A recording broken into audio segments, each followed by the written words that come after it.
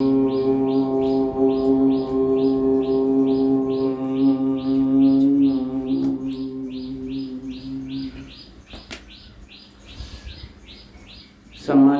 आर्यभट्ट पुरुषों, माननीय मातृशक्ति, भाइयों बहनों, प्यारे बच्चों, जैसा कि तीर्थों का प्रकरण चल रहा है जिसमें महर्षि दयानंद सरस्वती जी ने भी तीर्थों के बारे में लिखा है। जिस काम को करने से आत्मा दुखों से तर जाती है, छूट जाती है, वो तीर्थ कहलाते हैं। तो किस किस काम को करें हम, जिससे कि हम तीर्थ में स्नान करें और दुखों से छूट जाए। तो विद्याभ्यास बताया, वेद शास्त्रों का अध्ययन अभ्यास करें। सुंदर विचार जिनके अंदर से उठते हैं वो भी तीर्थ है। ईश्वर की उपासना करना तीर्थ है। और धर्माभ्यास, धर्मानुष्ठान, धर्म के कार्यों का अनुष्ठान अपने जीवन में हम करते रहें, वो भी तीर्थ है। और आगे कहा सत्य का संग, यानी सत्संग एक तीर्थ है। और कुसंग संसार में डुबोने वाला है, दुख, क्लेश, अशांति, बेचैनी देने वाला है। कुसंग को त्याग कर हमें हमेशा सत्संग का ही अनुसरण करना चाहिए, जहाँ कहीं भी मिल जाए। सत्संग का मतलब ये होता है जिस करके सत्य का संग हो जाए। संसार में सत्य क्या है ये हम जान लें। सत्संग हमारे जीवन को धोने का एक साबुन समझिए। जैसे जल से हम शरीर साफ कर लेते हैं, वस्त्रों को साफ कर लेते हैं, शैम्पू साबुन आदि लगा के जल आदि से घर मकान शरीर आदि ये सब साफ किए जाते हैं। अन्न भी साफ कर लेते हो और जल को भी साफ कर लेते हो, पर हमारे दिल और दिमाग किससे साफ हों? जो हम अंदर से अंतःकरण लिए हैं उसकी सफाई किससे होगी? मस्तिष्क की सफाई किससे होगी? आत्मा अंतःकरण पवित्र कैसे बनेंगे? तो वो सफाई करने का साधन है सत्संग। सत्संग में जो स्नान करते हैं वो अंदर से साफ हो जाते हैं, और बाहर जो जलादि में स्नान करते हैं वो बाहर से साफ हो जाते हैं। बाहर से सफाई उतनी महत्वपूर्ण नहीं है जितनी अंतःकरण की सफाई महत्वपूर्ण है, क्योंकि ये अंतःकरण जन्म जन्मांतर तक हमारे साथ रहता है। इसको धोने का उपाय करना चाहिए, उसका साधन है एक सत्संग। सत्संग से हमें क्या क्या फायदा होते हैं? भर्तृहरि ने एक श्लोक लिखा है, वो लिखते हैं, जाड्यम धियो हरति सिंचति वाचि सत्यम मानुनति दिशति पापमपाकरोति चेतः प्रसादयति दीक्षु तनोति कीर्तिम सत्संगति कथय किम न करोति पुंसाम। अंतिम चरण में लाइन में भर्तृहरि लिखते हैं, ऐसा कौन सा कल्याण है, हित है पुरुष का जो सत्संगति से प्राप्त नहीं हो जाता। यानी सत्संगति मनुष्य का सर्वोपरि कल्याण का एक साधन है, नौका है, नाव है, तराने वाला है।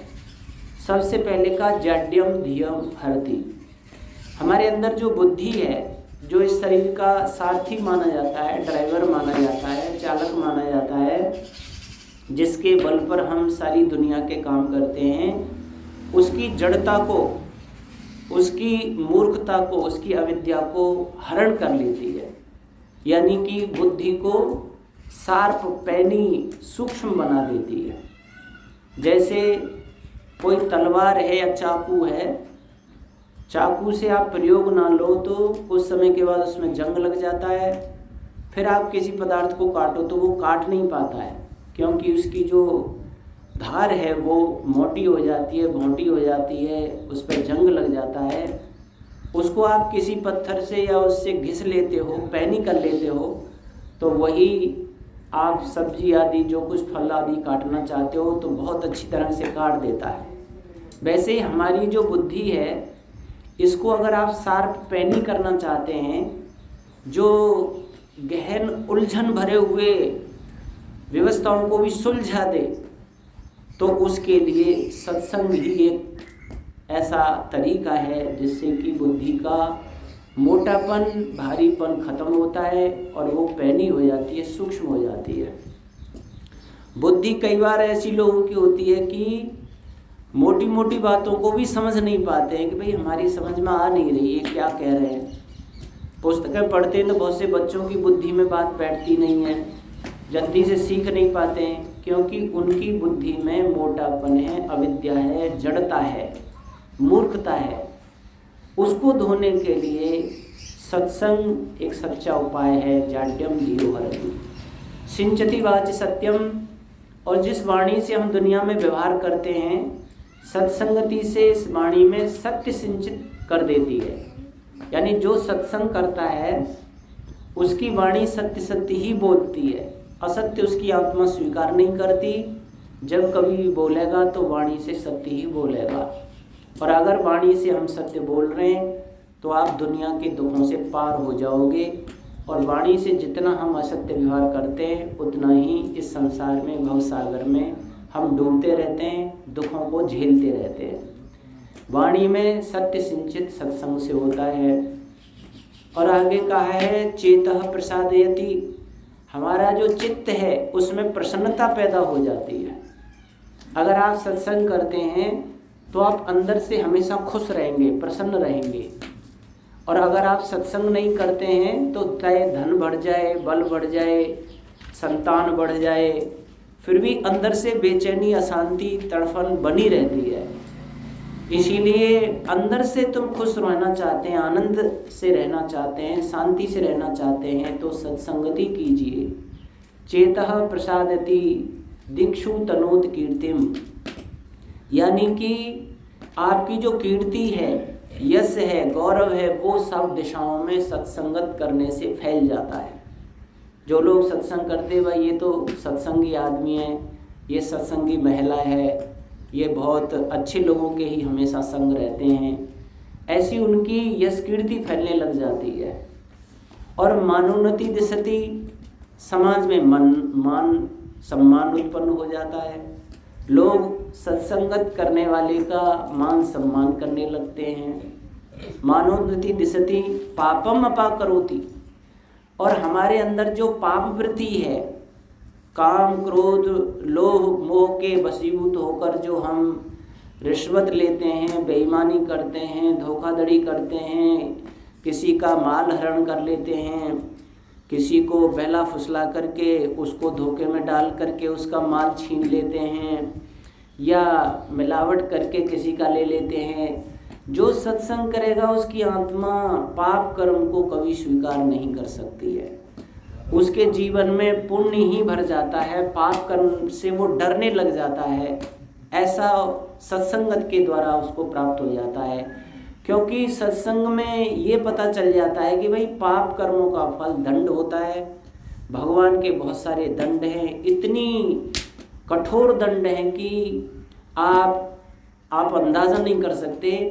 काम पाप का थोड़ी देर में कर दिया जाता है और फल बहुत देर तक भोगा जाता है, कई गुना होकर के मिलता है। जब उसको ये पता चल जाता है तो उसकी अंदर की आत्मा अंतःकरण स्वीकार नहीं करता। चाहे वो भूखा प्यासा रहेगा, कम खाएगा, गम खाएगा, परंतु पाप कर्म नहीं कर पाएगा, क्योंकि पापम अपाकरोति, पाप से सत्संगति दूर कर देती है।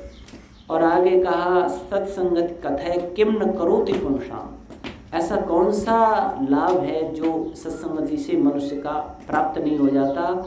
इसलिए इसको तरन तारण नौका तीर्थ माना गया है। ऐसे ऐतिहासिक प्रश्नों पर बहुत सारे उदाहरण आते हैं कि 2-1 दिन के अच्छे सत्संग से ही उनके जीवन धन्य हो गए। आर्य जगत में एक प्रसंग आता है, कहते हैं कि एक आर्य समाज में, जैसे यहाँ आर्य समाज है, वहाँ जैसे जलसा हुआ था यहाँ मंदिर में, ऐसे वहाँ जलसा हो रहा था, कार्यक्रम चल रहा था। तो वहाँ के मंत्री प्रधान आदि ने फूल सिंह नाम के पटवारी थे, फूल सिंह पटवारी के पास गए कि पटवारी जी कल आपको यजमान बनना है, पति पत्नी सहित आना है, आपको यजमान बनना है। उसने कहा भाई मुझे मत बनाओ, तुम किसी और आदमी को बना लो, मैं कुछ ऐसे वैसे काम भी कर देता हूँ। तो रिश्वत बहुत ज़्यादा लेते थे वो। मेरी इच्छा नहीं होती। बहुत से लोग जो ऐसा वैसा काम करते वो ऐसे अच्छे कामों में जाने से कतराते हैं, डरते हैं, क्योंकि उनकी आत्मा स्वीकार नहीं करती काम तो गलत कर रहा है, यज्ञ आदि कार्य में भाग लेगा। उसने काफ़ी मना किया, लेकिन मंत्री प्रधान जिद कर गए कि नहीं आपको ही बनना है, हमने सब निश्चय किया है कि पटवारी जी को ही यजमान बनाएंगे। ज़्यादा कहा तो कहा ठीक है भाई आ जाऊँगा, 7 बजे आप आ जाइएगा नहा धो करके। और वो पति पत्नी सब पहुँच गए। आचार्य ने जब आचमन कराया, अंग स्पर्श कराया, यज्ञोपवीत पहनाया, यज्ञोपवीत की पवित्रता का उपदेश किया, थोड़ा कर्म फल पर भी उन्होंने बोला यज्ञ कराने के बाद में कि भाई जो जैसा जैसा कर्म करता है भगवान की व्यवस्था में उसको वैसा ही फल प्राप्त होता है। अच्छे सत्कर्म पुण्य कर्मों का फल भगवान सुख शांति के रूप में देता है, और जो पाप कर्म करते हैं, रिश्वत लेते हैं, बेईमानी करते हैं, छल कपट करते हैं, धोखाधड़ी करते हैं, उनको भगवान बहुत कठोर दंड देता है, कठोर यातनाएं देता है। ऐसे उन्होंने प्रवचन भी किए, यज्ञोपवीत भी पहनाया, यज्ञ में उन्होंने भाग लिया। एकदम फूल सिंह पटवारी का दिमाग बदल गया। ऐसा बताते हैं कि फूल सिंह अपने घर पर गए और जा कर के उन्होंने याद कर करके जब से ड्यूटी पर चढ़े मैंने किस किस से कितनी कितनी रिश्वत ली, ये उन्होंने पेन कापी लेकर के नोट किया। और जितनी जितनी जिनसे उन्होंने रिश्वत ली थी उतनी उतनी सारी रिश्वत उनको वापस करके आए। भाई मैंने आपसे 10 रुपये लिए थे, 100 रुपये लिए थे, 500 लिए थे, रिश्वत के रूप में ये अपने पैसे डांटो। एक व्यक्ति उनके दिमाग में और आया कि बहुत गरीब आदमी था और वो उनसे अपना काम कराना चाहता था, लेकिन पैसा उसके पास था नहीं, देता वो कुछ था नहीं। पहले तो 2-1 दिन टारने लगे, टारते रहे, लेकिन वो माना नहीं। तो उनको गुस्सा आया और उन्होंने अपना जूता उतार के 4-5 जूते उसके सिर पर मारे। देता देता कुछ है नहीं, तंग करता रहता है। पटवारी को उस समय जो है ऐसे कलेक्टर की तरह किसान देखते हैं। किसानों के लिए पटवारी ऐसे कलेक्टर समझो। एक जो ऐसा हुआ, एक बार स्वर्ग में एक आदमी पहुंच गया स्वर्ग में। उसमें और बढ़िया आदमी पहले थे, वो परिचय था। उसने कहा भाई तूने तो दुनिया में बड़े बुरे काम किए, गलत काम किए, तुझे स्वर्ग कैसे मिल गया? उसने कहा काम तो मैंने बुरे किए पर एक बढ़िया काम हो गया मेरे से, उसके बदले में भगवान ने मुझे स्वर्ग दे दिया। कि इतने बुरे काम तेरे दब गए और एक अच्छे काम से तुझे स्वर्ग मिल गया, वो ऐसा कौन सा अच्छा काम था? तो उसने कहा मैंने एक पटवारी की हत्या कर दी थी, उसके बदले में मुझे स्वर्ग मिल गया। तो पटवारी की हत्या करना इतना बड़ा पुण्य माना गया, क्योंकि पटवारी किसानों का ऐसे समझ लो दुश्मन समझ लो कि मतलब इधर से उधर करने, आज तो बेचारे खातों में इस खेत को उसमें कर गए, उसके कहे उसमें कर गए, और बाद में फिर बेचारे धक्के खाते रहते हैं किसान लोग। और बिना रिश्वत लिए एक थोड़ी सी भी रसीद भी बनाएगा तो 10 रुपये लाओ, 100 रुपये लाओ, और किसान बेचारे कमज़ोर कर गरीब होते ही है। कहने का मतलब उस पटवारी ने ये देखा अपने दिमाग में कि भाई उस व्यक्ति को मैंने जो है ना जूते लगाए थे। अब वो उसके घर पे गया और जा करके उसने अपना जूता उतार के उसके हाथ में दिया कि मैंने तेरे में 5 जूते लगाए थे, तू मेरे सिर पे 5 जूते मार। वो गरीब आदमी था, उसने हाथ जोड़े, पटवारी जी ऐसा कैसे कह रहे हो, मैं काम चाहता था, कोई पैसा दे नहीं रहा था, मैं दे नहीं पा रहा था, तो आपने मेरा काम किया, जूते मार दिए तो क्या हुआ? आप बड़े आदमी हैं, मैं आप में कैसे मार सकता हूँ कि जब तक तू मारेगा नहीं मैं जाऊँगा नहीं। कहते हैं 5 जूते उस पर खा करके पटवारी जी आए और फिर बाद में जाकर के उन्होंने 2 गुरुकुलों की स्थापना की। एक घासेड़ा और खानपुर एक गुरुकुल है, उन 2 गुरुकुलों की पटवारी ने स्थापना की। भक्त फूल सिंह नाम से फिर वो प्रसिद्ध हुए। यानी एक दिन के सत्संग ने भक्त फूल सिंह के जीवन को बदल दिया। ऐसी कितनी घटनाएं हैं। स्वामी श्रद्धानंद जो आर्य जगत के महर्षि दयानंद के बाद में सबसे बड़े विद्वान माने जाते हैं, महर्षि दयानंद के बाद जिन्होंने गुरुकुलों की स्थापना की, उनके जीवन में सारे दुर्गुण दुर्व्यसन थे। दारू आदि पीते थे, महासंडे सेवन करते थे और बहुत और दुर्गुण दुर्व्यसनों से फंसे हुए थे। महर्षि दयानंद का संस्पर्श हुआ, उनके पिताजी की ड्यूटी लगी हुई थी महर्षि दयानंद के सत्संग में, तो उन्होंने, मुंशीराम उनका नाम था, कि बेटा मुंशीराम एक साधु बहुत अच्छा प्रवचन करते हैं, संभव है तेरी शंकाओं का समाधान वो कर देंगे। और नास्तिक थे, ईश्वर मानते नहीं थे मुंशीराम, कोई ईश्वर नहीं है, और सारे व्यसनों में पड़े हुए थे। मुंशीराम लिखते हैं कि मैं ये सोच रहा था मन में कि एक साधारण सा साधु संस्कृत पढ़ा हुआ मेरी शंकाओं का क्या समाधान कर देगा, क्योंकि बड़े वकील थे, वो तो अच्छे पढ़े लिखे थे। लेकिन पिताजी ने कहा है तो मुझे जाना चाहिए, और वो महर्षि दयानंद के सत्संग में गए। जब देखा कि बड़े बड़े बैरिस्टर अंग्रेज उनके सत्संग में बैठे हुए हैं, अच्छे अच्छे पढ़े लिखे और उनके सत्संग में बैठे हुए हैं, तो एकदम से मुझे ये हुआ कि कोई बड़ा ही आदमी हो सकता है, थोड़ी सी आस्था बनी। और जब मैंने प्रवचन सुने शुरू में महर्षि दयानंद के, तो एक ही बार में मैं इतना प्रभावित हो गया कि जब उनका सत्संग होता था तो प्रथम उस सत्संग हाल में स्थान पर सबसे पहला श्रोता कोई होता था तो मैं होता था। ऐसा मुंशीराम लिखते हैं, सबसे पहले श्रोताओं में अगर पहुंचता था कोई तो मैं होता था, सबसे पहले उस आचार्य के चरण छूता था तो मैं छूता था। इतना प्रभावित एक ही बार में हो गया। और मैंने 3 दिन उनका सत्संग सुना। फिर मैंने निवेदन किया कि स्वामी जी आपका सत्संग बहुत अच्छा है, पर मेरी कुछ शंका है ईश्वर के विषय पर। उन्होंने शंका की और उनका तुरंत समाधान किया, और कहते हैं मुंशीराम आगे स्वामी श्रद्धानंद के नाम से प्रसिद्ध हुए, जो हर जगत में गुरुकुलों की स्थापना, महाभारत तक तो गुरुकुल पहले थे ही, गुरुकुली प्रणाली थी, लेकिन महाभारत के बाद खेल ऐसा बिगड़ा कि गुरुकुली प्रणाली खत्म हो गई और मुगल काल आया, ईसाई काल आया, उन्होंने मदरसे शुरू किए, स्कूल शुरू कर दिए, तो गुरुकुलों की स्थापना पुनः की है तो स्वामी श्रद्धानंद जी ने की। इतने बड़े विद्वान संत बने, किससे बने? सत्संग से बने। कितने लोगों की ऐसी कहानियां आती हैं, 1 दिन के, 2 दिन के, 3 दिन के सत्संग से उनके जीवन जो है ना वो बदल गए और महान हो गए। इसलिए हमें कहीं भी ऐसा सत्संग मिले उसमें जरूर भाग लेना चाहिए। और कुसंग अगर मिल रहा है, ये देख लो कुसंग कोई है तो वो हमारे दिल दिमागों को बिगाड़ देती है। कहा सत्संग और कुसंग में बड़ा अंतर आ जान, गंधी और लोहार की देखो बैठ दुकान। अंतर दिया है सत्संग और कुसंग में गंधी और लोहार का। जैसे कोई व्यक्ति इतर बेचने वाले, सुगंध बेचने वाले की दुकान पर बैठ जाए, खरीदे नहीं, कोई ले नहीं सामान, फिर भी बैठने मात्र से उसकी नासिका में सुगंध जाएगी, वस्त्रों में भी सुगंध भर जाएगी, थोड़ी देर के लिए तो वो सुगंधित हो जाएगा बैठने मात्र से। और कोई लोहार की, कोयले वाले की दुकान पर बैठ जाए, खरीदे नहीं, कोई सामान नहीं बनवाए, बैठने मात्र से उसके वस्त्र काले हो जाएंगे, भट्टी में से निकली हुई चिंगारियाँ उसके वस्त्रों को जला देंगी।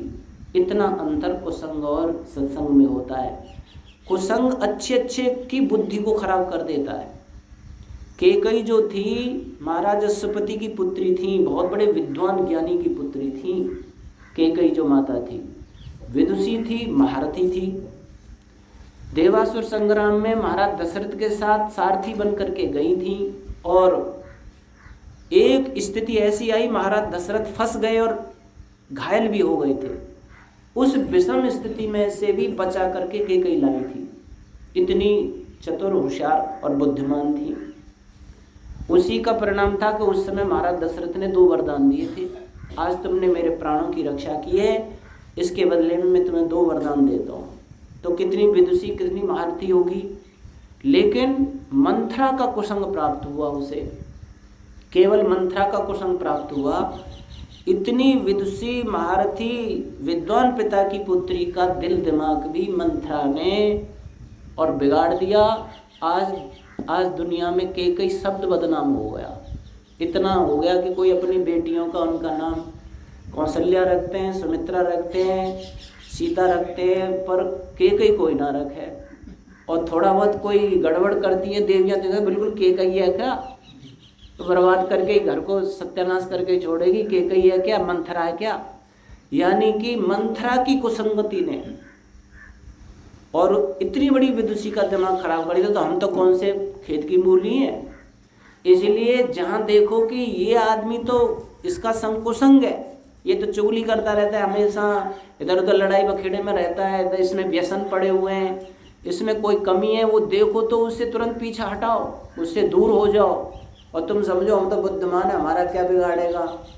तो एक दिन ऐसा आएगा कि आपका खेल बिगड़ जाएगा। कुसंग का इतना बड़ा प्रभाव होता है।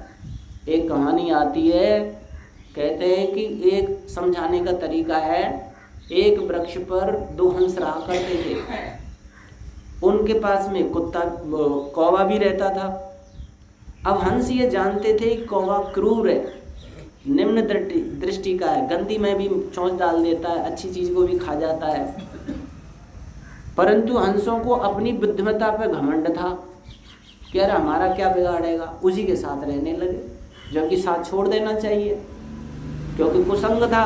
कौवा कहाँ हंस, लेकिन उन्होंने छोड़ा नहीं, अपने ज्ञान के अभिमान में वहीं उसी वृक्ष पर बने रहे। एक जो है ना शिकारी धनुष्वान लेकर के जंगल में आया, उसने देखा वृक्ष है, छाया है, थोड़ा सा मैं इसे विश्राम कर लेता हूँ, धनुष्वान रख दी और लेट गया। उसको नींद आ गई। अब नींद आते ही सूर्य जो है पश्चिम की तरफ गया, तो वृक्ष की जो झुंके थे वो हट गए और धूप उसके चेहरे पर आने लगी। हंस जो है वो दयालु थे, क्योंकि हंस वही होता है जो ज्ञानी होता है, ज्ञानी दयालु होता है। उन्होंने देखा कोई यात्री बेचारा थका हुआ सो रहा है, धूप आ गई है, ये जग जाएगा, क्यों ना उपकार कर लिया जाए। उन्होंने डाल पर बैठ के अपनी पर फैला दी, अपने ऊपर धूप ले ली, परों की छाया उसके चेहरे पर पड़ने लगी। अब कौवा ने देखा बड़े दयालु बड़े परोपकारी बन रहे हैं, इनको ही देखना है, नीचे की डाल पर बैठा और यात्री के मुंह में बीट कर गया, छेर कर गया और वहाँ से उड़ गया, भाग गया। अब एकदम यात्री जगा, थू थू करके उसने मुंह साफ किया, मेरी नींद किसने हराम किया, तो देखा हंस बैठा हुआ है। उसने अच्छा इस पक्षी ने मेरी नींद हराम की है, धनुष मान ली और एक ही तीर मारा, धड़ाम से नीचे गिरा दिया। तो कवि ने हंस की आवाज़ में कवि ने कहा है, यात्री तेरी नींद को किया काग ने भंग, और मेरी दुर्गत ऐसी हुई क्योंकि किया दुष्ट का संग। मुझे पता तो था कि ये भी दुष्ट है, मुझे इसका साथ छोड़ के दूसरे वृक्ष का आश्रय लेना चाहिए था, लेकिन मैं अपने ज्ञान के घमंड में इसके साथ बना रहा। आज मेरी दुर्गति इस दुष्ट कुसंग के साथ द्वारा मेरी हुई है। मैंने नहीं की तेरी नींद खराब, उसने की है, वो करके भाग गया। इसीलिए कुसंग जो है अच्छे अच्छों की बुद्धि खराब कर देता है। गांधारी बहुत विदुषी और धार्मिक थी, पतिव्रता थी, और उसका पुत्र बिगड़ जाए मामूली बात है। भीष्म पितामह जैसे, विदुर जैसे, द्रोणाचार्य कृपाचार्य जैसे उनके साथ थे, लेकिन दुर्योधन बिगड़ा क्यों? क्योंकि कुसंग शकुनी का कुसंग मिल गया। शकुनी इतना कुसंगी था, कर्ण भी परेशान रहता था उससे, लेकिन वो तो आया ही बिगाड़ने के लिए, खेल था। तो एक कितना बड़ा परिवार, कुरुवंश, पांडुवंश, कौरव वंश, कितना उच्च कोटि का चक्रवर्ती सम्राट, उनका भी सर्वनाश कुसंग की वजह से हुआ, शकुनी की वजह से।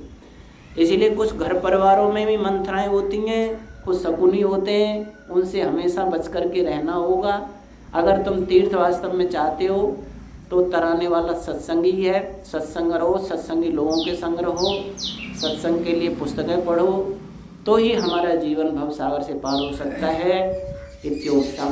धन्यवाद।